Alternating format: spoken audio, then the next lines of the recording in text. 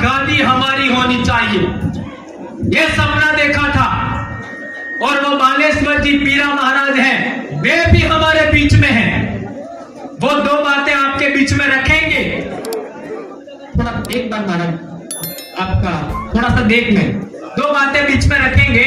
ये बालेश्वर जी पीरा महाराज जो आज की तारीख में इंदौर में रहते हैं, उन्होंने एक सपना देखा कि पूरे देश के आदिवासी लोग, विशेषकर गौंड आदिवासी लोग, पूरे साल भर में झगड़े होते हैं, जितने जमीन संबंधी या कोई भी कहासुनी के आधार पर जो भी झगड़े हो जाते हैं, उन झगड़ों का निपटारा गौंड आदिवासी कौन से दिन करते हैं? कौन से दिन करते हैं आप बताइए। ये भील आदिवासियों को इतना पता नहीं होगा, लेकिन सभी गौंड आदिवासियों को पता है।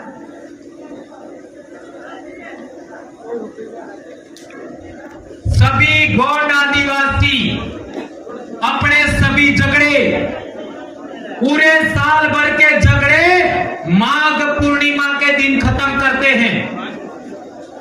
सारे गांव के कौन सी तारीख को? माघ पूर्णिमा।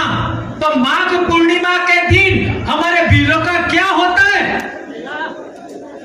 कौन सा मेला होता है? बेड़का का मेला होता है। तो भील प्रदेश का हाई कोर्ट कहां होना चाहिए? बेड़का में होना चाहिए। क्या आप लोग इसका समर्थन करते हैं? हाथ ऊंचा करके समर्थन करिए।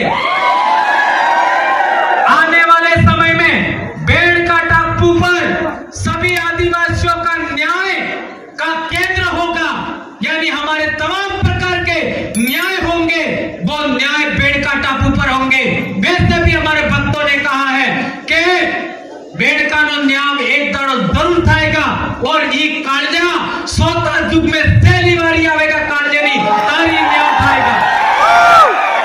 और ये आज प्रण करके जाओ, आप महाराष्ट्र के भाई, गुजरात के भाई, मध्य प्रदेश के भाई, आप लोगों को जिस तरीके से आज आप लोग भगवाकरण रोकने के लिए मानगढ़ पर चारों राज्य के लोग इकट्ठा हुए हो, उसी तरीके से बेड़का पर भी 4 राज्य के आदिवासियों को आपको एक दिन इकट्ठा होना पड़ेगा। वहां पर भी हमारे पूर्वजों ने अभी बेड़का पर हमारे बाणासुर का मूर्ति लगाया था। ये लोग रात को उठा करके भाग गए, दिन को नहीं भागे, रात को उठा करके भाग गए। तो उसका भी हम लोगों को न्याय करना है। तो मेरे भाइयों, आप लोगों को एक समय ऐसा आएगा कि आपको हम बेड़का पर भी बुलाएंगे। तो उस समय महाराष्ट्र वालों को भी आना है, मध्य प्रदेश को वालों को भी आना है, गुजरात वालों को भी आना है, और राजस्थान वालों को भी आना है। जैसा कि आप लोगों के बीच में हमारे भाइयों ने बात रखी कि मानगढ़ हमारे भील प्रदेश की राजधानी होगा। यदि आप लोगों की ये इच्छा है और इस इच्छा के अनुरूप हम लोगों का सभी का दिल एक होता है, तो ये भी दिन आएगा। क्योंकि किसको पता था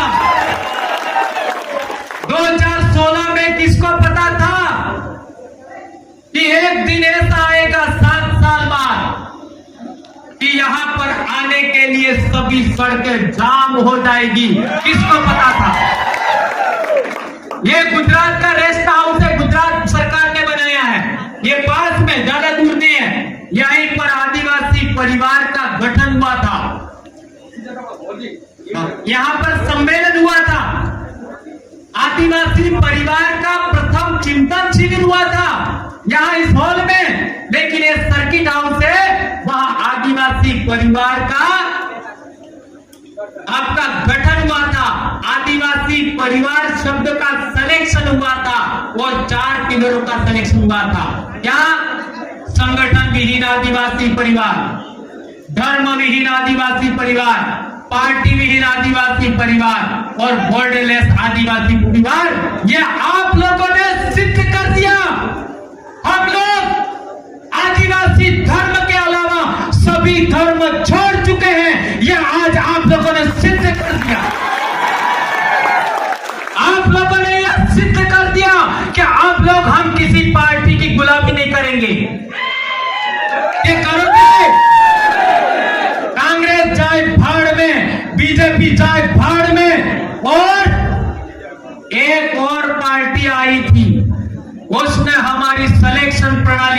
मानने से इनकार कर दिया।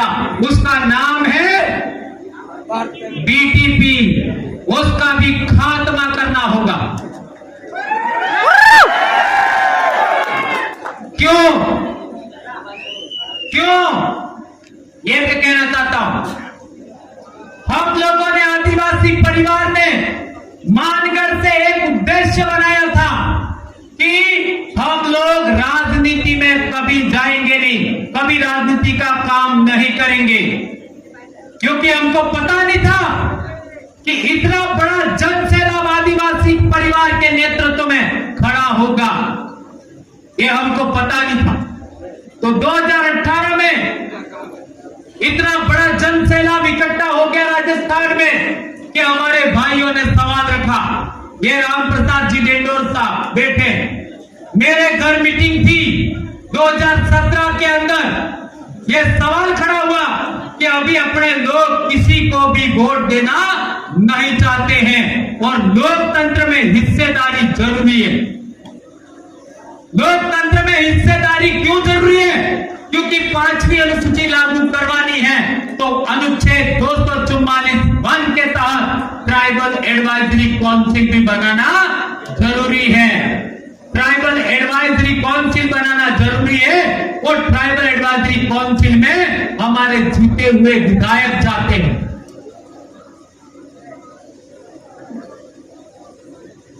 हमारे जीते हुए विधायक पूरे देश में ट्राइबल एडवाइजरी काउंसिल में बैठते हैं। तो हमने 1 साल तक इसका मंथन किया और फिर जून 2018 में हम गुजरात गए।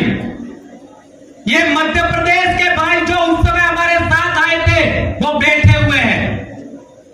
दाहोद, पंचमहाल, महिसागर के भाई जो हमारे साथ उस समय आए थे वो यहां बैठे हुए हैं। राजस्थान के जो भाई उस समय हमारे साथ आए थे वो यहां बैठे हुए हैं।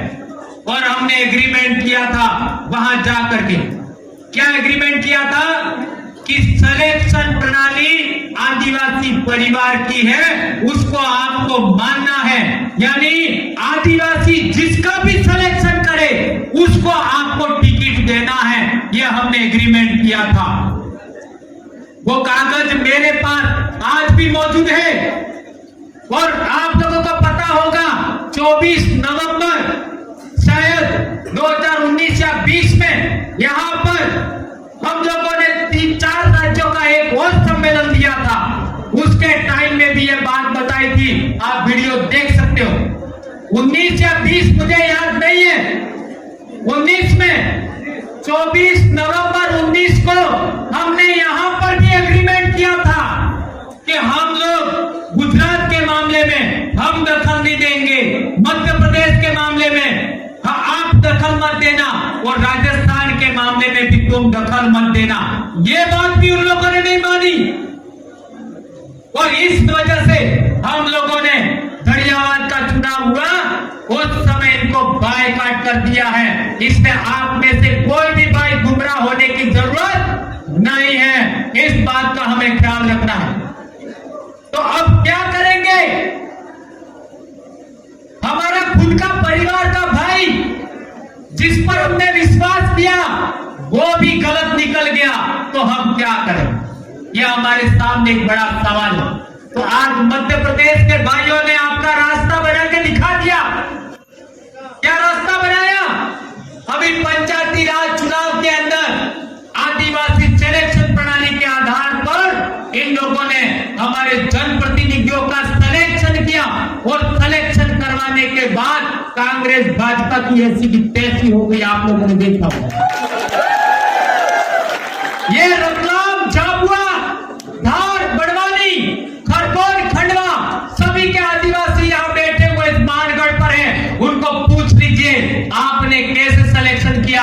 हम लोगों ने बताया था उसी अनुरूप जितने भी आदिवासी समाज के कार्यकर्ता थे उन कार्यकर्ताओं ने मीटिंग किया और मीटिंग करने के बाद अपने इलाके में किस आदिवासी को जनप्रतिनिधि बनाना है वो सिलेक्शन किया, और सिलेक्शन करने के बाद इलेक्शन किया और सबके सब जीते।